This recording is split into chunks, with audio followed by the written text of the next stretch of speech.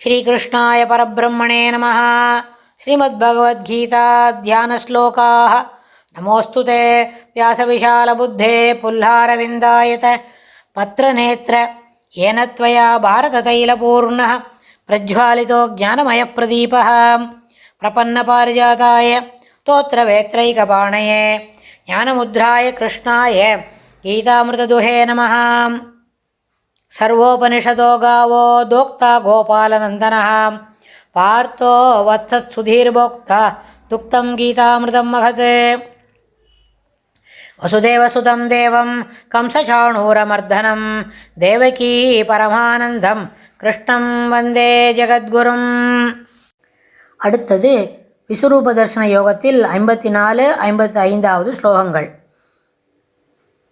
பக்தியா த்வனன்யயா சக்ய அகமேவம் விதோர்ஜுன ஞாதும் திரஷ்டும் ச தத்வேன பிரவேஷ்டும் ச பரந்தப.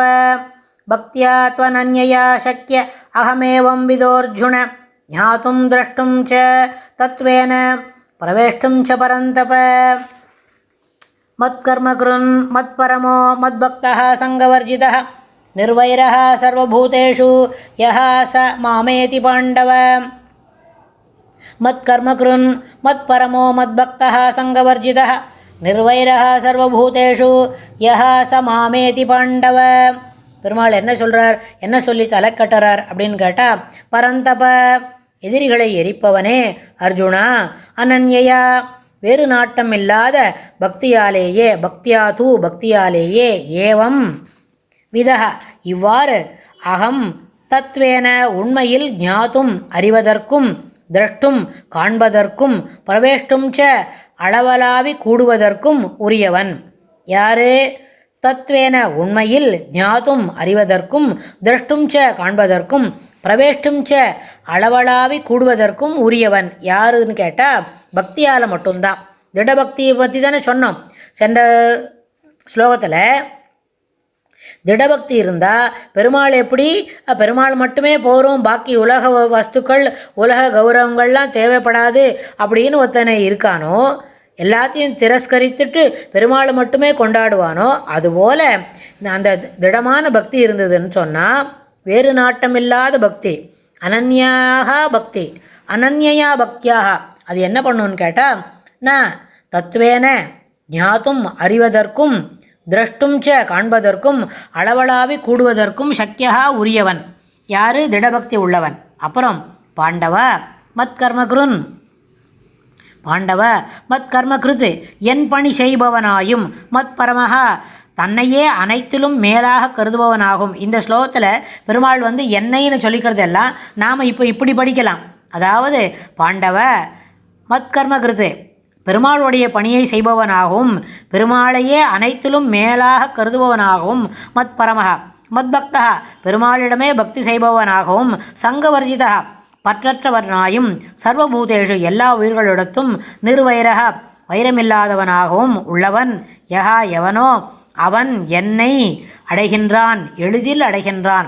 பெருமாள் என்ன சொல்கிறார்? மத்பரமஹா மத்பக்தா சங்கவர்ஜிதா மத்கர்மகிருத் அப்படின்னு எல்லாத்தையும் பெருமாளுடையே விசுவாசம் இருப்பவனாகவும், அனைத்திலும் பெருமாளையே மேலாக கருதுபவனாகவும், ஸ்ரீகிருஷ்ணர் இடத்திலேயே பக்தி செய்பவனாகவும், சங்கவர்ஜிதா எல்லா விதமான பற்றுக்களையும் விட்டவனாகவும், எல்லா உயிரிடத்தும் நிர்வைரக வைரமில்லாதவனாகவும் இருப்பவன் எவனோ அவன் என்னை எளிதில் அடைகிறான்.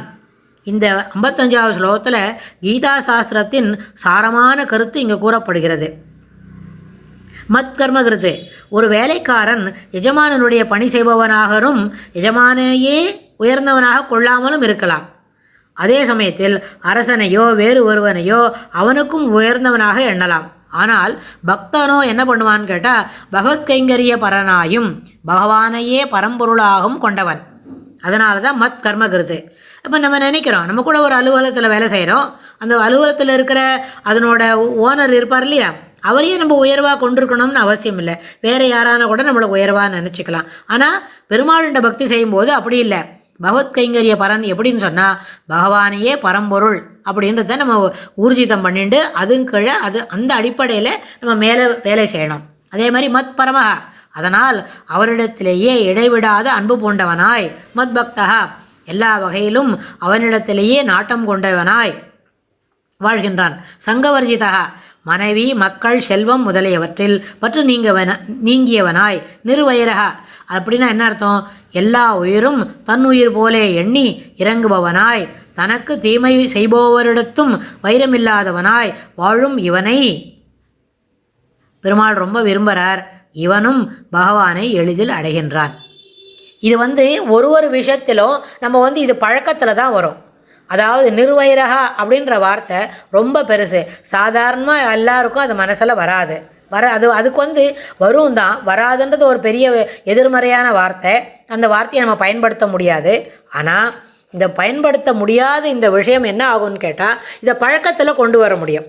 இதை பற்றி நம்ம இன்னும் கொஞ்சம் பின்னாடி 6வது அத்தியாயம் படிக்கும்போது அப்போ தெரியும். பெருமாள் அர்ஜுனனும் நம்மளை போல் நிறைய டவுட் வருது.